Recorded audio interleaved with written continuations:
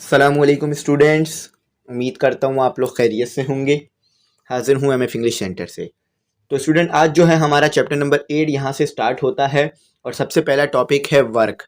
तो स्टूडेंट आज ही की वीडियो में मैं आपको जो है वो न्यूमेरिकल भी करवाऊंगा इस टॉपिक के, जो कि बोर्ड के लिए इंपॉर्टेंट है। आपको पता है बोर्ड में जो है वो न्यूमेरिकल आने हैं और न्यूमेरिकल्स थोड़े से मुश्किल हैं, तो समझने में उन्हें थोड़ा सा मुश्किल होता है, लेकिन मैं आपको जो है वो आसान करके और उनका जो है वो पूरा डिटेल में आपको समझा दूंगा, ताकि आपको जो कॉन्सेप्ट है न्यूमेरिकल का वो समझ में आ जाए और आप खुद भी जो है वो न्यूमेरिकल्स को सॉल्व कर सकें।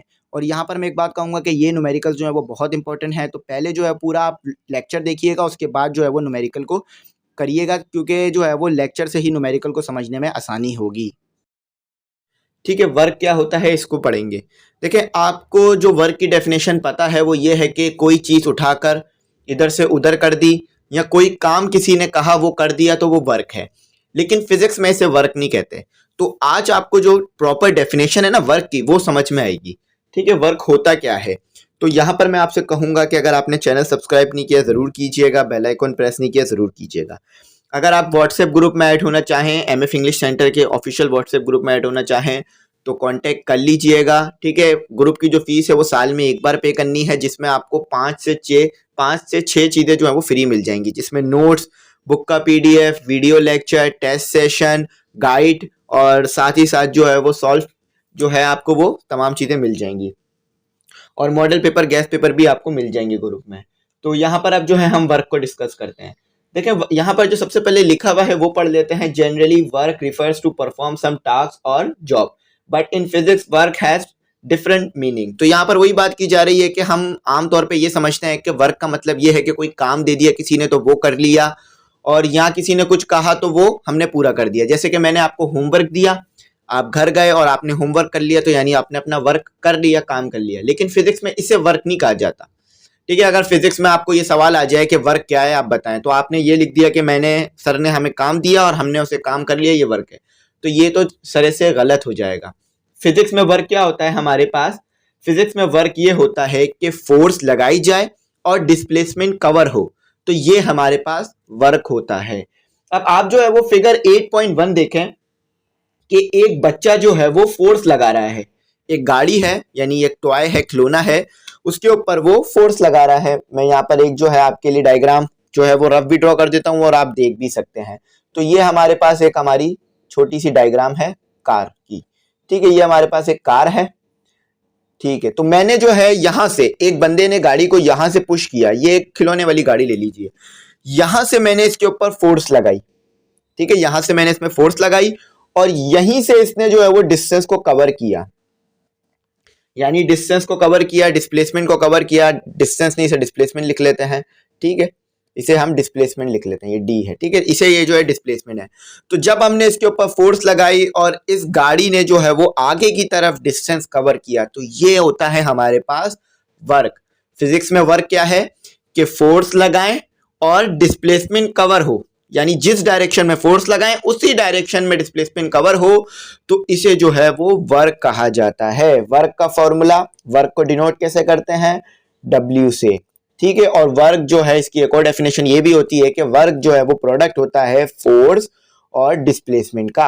अब डायरेक्टली प्रोपोर्शनल पे जो है वो थोड़ा सा आगे बात करते हैं, और जो ये जो लिखा हुआ है इसे पढ़ते हैं। यहाँ कहा जा रहा है कि for example a tailor stitching a suit, a shopkeeper selling fruit to at his shop. तो यानी एक टेलर है, उसने जो है वो कपड़े सिए, एक सूट सिया, और एक शॉपकीपर है यानी एक दुकानदार है, उसने फ्रूट बेचे, जो उसके पास फ्रूट थे वो फ्रूट बेचे। तो इसका मतलब है कि उसने ये वर्क किया। अगर आम जबान में देखे जाए, आम मायने में देखा जाए तो हाँ उसने वर्क किया, लेकिन फिजिक्स में देखा जाए तो उसने अभी तक कोई वर्क नहीं किया, क्योंकि वर्क का मतलब क्या है? डिस्प्लेसमेंट कवर करना। ठीक है, तो ये असल इसकी डेफिनेशन है। अच्छा, यहाँ पर एक घर की एग्जाम्पल भी दी हुई है। A women cooking in her kitchen all considered as doing work. तो ये जो जितने भी काम आपको बताए, आप ये समझते हैं कि ये वर्क है, यानी जो है वो घर में खाना पकाना। ठीक है, और मुख्तलिफ काम, छोटे मोटे काम हो गए, आयरन करना और पढ़ाई करना, ये वर्क समझते हैं आप। तो लेकिन ये वर्क नहीं है। वर्क क्या है? वर्क की डेफिनेशन जो है यहाँ पर आपको दी हुई है, but in physics work has a proper meaning. Work is done only when a force makes something to move. तो वर्क क्या है कि फोर्स लगाया जाए और कोई चीज मूव करे, यानी डिस्प्लेसमेंट कवर करे। अच्छा, तो यहाँ पर आपको वर्क की प्रॉपर डेफिनेशन लिख के दी हुई है। The amount of work is the product of force and the distance moved in the direction of force. तो आप फोर्स लगाएं और डिस्टेंस कवर हो, और किस डायरेक्शन में डिस्टेंस कवर हो, जिस डायरेक्शन में फोर्स लगा रहे हैं उसी डायरेक्शन में डिस्टेंस कवर हो। तो स्टूडेंट, हमारे पास जो वर्क का यूनिट होता है उसको देखते हैं। तो इसका एसआई यूनिट क्या होता है ये चेक करते हैं। ठीक है, वैसे तो वर्क का अगर आप यूनिट देखें तो आपको है ये जो है वो फोर्स है तो फोर्स का यूनिट मीटर, फोर्स का यूनिट जो है वो न्यूटन, और डिस्टेंस है यानी डिस्प्लेसमेंट है तो इसका यूनिट मीटर। लेकिन हम जो है वो वर्क को अक्सर इस यूनिट से डिफाइन नहीं कर रहे होते हैं, यानी न्यूमेरिकल्स में और मुख्तलिफ जगह पर आपको वर्क का ये यूनिट लिखा हुआ नहीं मिलेगा, आपको वर्क का यूनिट लिखा हुआ मिलेगा जाउल। ठीक है, तो न्यूटन मीटर बराबर होता है जाउल के। अच्छा, 1 जाउल क्या होता है कि 1 न्यूटन की आपने फोर्स लगाई और 1 मीटर का डिस्प्लेसमेंट कवर हुआ तो ये 1 जाउल होगा। ठीक है, तो ये जो है हमारे पास इसका यूनिट हो गया। अच्छा, अब इसमें थोड़ी सी चीजें और बताई गई हैं। इसका न्यूमेरिकल भी जो है मैं आपको इसी वीडियो के अंदर जो है वो कराऊंगा लास्ट के अंदर। ठीक है, तो पहले हम इसको समझ लेते हैं कि इसमें बात क्या हो रही है। Suppose a constant force act on a body and motion takes place in a straight line in the direction of force. Then work done is equal to the product of magnitude of force and the distance d through which the body moves. तो देखिए यहाँ पर एक बात की जा रही है जो कि पीछे मैंने आपको बताया, वही बात है कि आपने फोर्स लगाई, एक कांस्टेंट फोर्स लगाई और डिस्प्लेसमेंट जो है वो कवर हुआ, तो ये हमारे पास जो है वो फोर्स यानी वर्क हो गया। ठीक है, हमारे पास ये वर्क हो गया। लेकिन वर्क के अंदर आप कॉस भी लगा हुआ देख रहे होंगे। ठीक है, वर्क के अंदर आप कॉस भी लगा हुआ देख रहे होंगे। अच्छा, ये कॉस क्यों आ रहा है, यानी फॉर्मूला ये आ रहा है W is equal to F D cos theta. तो देखें, आपको ये बात पूछी जा सकती है कि वर्क जो है वो हमारे पास स्केलर प्रोडक्ट है या डॉट प्रोडक्ट। तो वर्क जो है वो हमारे पास डॉट प्रोडक्ट है। ठीक है, डॉट प्रोडक्ट है। दो इसमें जो है वो 2 वेक्टर क्वांटिटीज हैं, एक फोर्स और एक डिस्प्लेसमेंट। देखिए, ये डिस्प्लेसमेंट है, इसको हर जगह डिस्टेंस कहा जा रहा है, लेकिन ये डिस्प्लेसमेंट है। ठीक है, डी डिस्प्लेसमेंट को डिनोट करता है। तो वर्क जो है हमारे पास डॉट प्रोडक्ट है, और आपको पता है कि जब भी डॉट हटाते हैं तो कॉस लगा लेते हैं। यानी अगर आपको इस तरह से लिख के दिया हुआ है W is equal to F dot D, तो आप जब डॉट हटाएंगे तो एफ डी कॉस थीटा लगा लेंगे। ठीक है, कॉस थीटा। अच्छा, कॉस थीटा क्यों लगाते हैं, इसके लिए आपको जो है वो डायग्राम देखनी पड़ेगी 8.2 ए, यानी 8.2 की जो ए डायग्राम दी हुई है आपको वो देखनी पड़ेगी। अब आप वहां पर देख सकते हैं कि एक जो बच्चा है वो फोर्स लगा रहा है। ठीक है, फोर्स लगा रहा है, लेकिन जो है वो एंगल बन रहा है। अब जिस डायरेक्शन में फोर्स लगा रहा है, यहाँ पर मैं ये जो है वो बनाता हूँ बॉक्स, तो वैसे तो बच्चे को फोर्स यहाँ लगाना चाहिए था। ठीक है, नीचे बैठकर, ताकि जो है वो एंगल और डिस्प्लेसमेंट के दरमियान कोई जो है वो एंगल नहीं बनता, यानी डिस्प्लेसमेंट और फोर्स के दरमियान कोई एंगल नहीं बनता। लेकिन बच्चा जो है वो फोर्स यूं लगा रहा है तो एक एंगल बन रहा है। अब ये एंगल की वजह से जो है वो फोर्स में फर्क पड़ेगा, इस एंगल की वजह से फोर्स और डिस्प्लेसमेंट में फर्क पड़ेगा। तो ये जो है हमारे पास डिस्प्लेसमेंट हो गया, ये जो है हमारे पास फोर्स हो गई। तो ये जो एंगल है वो ये है।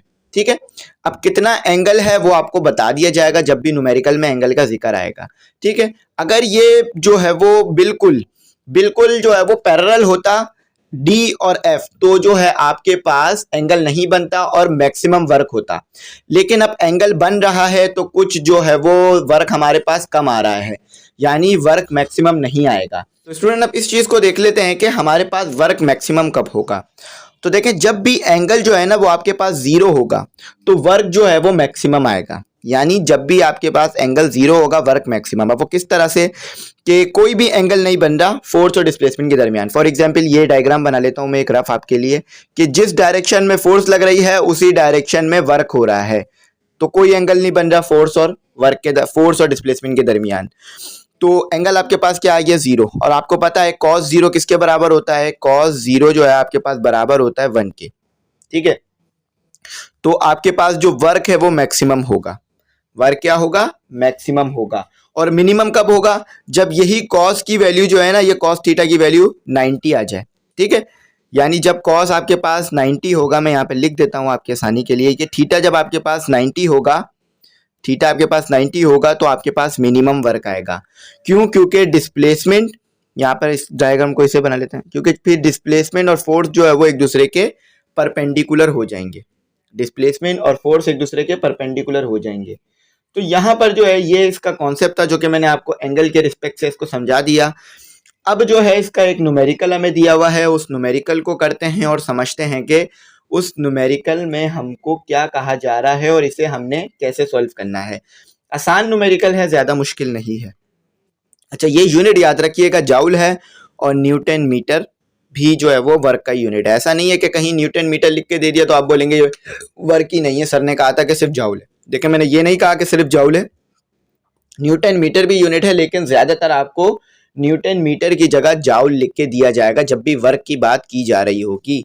और जब भी आप आंसर निकालेंगे तो उसके साथ भी आप जाउल लगाएंगे, क्योंकि ऐसा यूनिट जो होता है वर्क का वो जाउल होता है।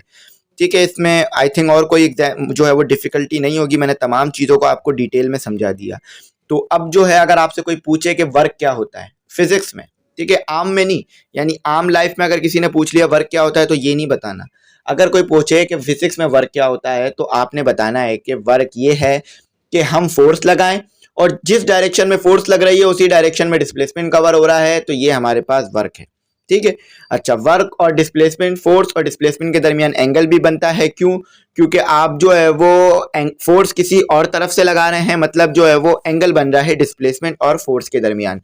तो उस एंगल को पुट कर देंगे तो फिर भी आपको जो है वो वर्क मिल जाएगा, आपका जो डिजायर फॉर्मूला है उसके मुताबिक वर्क मिल जाएगा आपको। तो ये हमने यहाँ पर समझ लिया वर्क को डिटेल में। अब इसका एक न्यूमेरिकल है जो कि हम सॉल्व करते हैं। तो स्टूडेंट सबसे पहले जो है हम अपना गिवन डेटा लिखेंगे। ये हमारे पास पहला ही न्यूमेरिकल है। इस चैप्टर में न्यूमेरिकल्स जो है आपके पास ज्यादा होंगे। गिवन डेटा, तो हमें क्या क्या चीजें दी हुई हैं उस चीज को डिस्कस करते हैं। कहा जा रहा है कि find the work done when a force of, इसमें सबसे पहले उन्हें कहते हैं कि आपने वर्क पता करना है। तो कह रहे हैं कि जब फोर्स हमारे पास 50 न्यूटन है और वो लगाई जा रही है, और जो है एक चीज यानी ट्रॉली, ट्रॉली आपने देखा होगा जब भी आप मार्ट में या सुपर मार्केट में शॉपिंग करने जाते हैं, मॉल में तो नहीं होती अक्सर, लेकिन सुपर मार्केट में आपको ट्रॉली दिखती है जो कि आप खींच के लेके जा रहे होते हैं। तो वो एक ट्रॉली है, उसके ऊपर जो है आप फोर्स लगाते हैं। यानी आप शॉपिंग करने चाहते हैं तो ट्रॉली को आगे पीछे तो मूव कराना पड़ेगा ना, एक जगह से दूसरी जगह ले जाना पड़ेगा। ऐसा तो नहीं है ट्रॉली को एक जगह पे खड़ा कर देंगे और सामान ला के ट्रॉली में डालेंगे, बल्कि ट्रॉली को साथ लेकर आप मूव करते रहेंगे। जो चीज पसंद आएगी वहां से कैबिनेट से उठाकर उस चीज को ट्रॉली में डाल लेंगे। तो यहाँ भी यही बात हो रही है कि 50 न्यूटन की आपने फोर्स लगाई ट्रॉली को मूव कराने के लिए। ज्यादा भारी नहीं होती ट्रॉली, इजीली मूव कर जाती है। और एक शॉपिंग मॉल है, शॉपिंग मॉल आपको पता है किस तरह का होता है। तो थ्रो अ डिस्टेंस, और आपने यानी जब उसके ऊपर फोर्स लगाई ट्रॉली पे तो उसने कुछ डिस्टेंस कवर किया होगा ट्रॉली ने। फॉर एग्जांपल कि वो जो है आपको यहाँ पर डिस्टेंस दिया हुआ है, तो फोर्स आपको दिया हुआ है 50 न्यूटन, और आपको जो डिस्टेंस दिया हुआ है यानी डिस्प्लेसमेंट, यहाँ देखिए डिस्प्लेसमेंट को डिस्टेंस से डिनोट किया गया हर जगह। अगर आप फर्स्ट ईयर के नोट देखेंगे तो उधर डिस्प्लेसमेंट कहा जाता है। ठीक है, क्योंकि ये वेक्टर क्वांटिटी, डिस्टेंस नहीं होता, डिस्प्लेसमेंट ही वेक्टर क्वांटिटी होती है।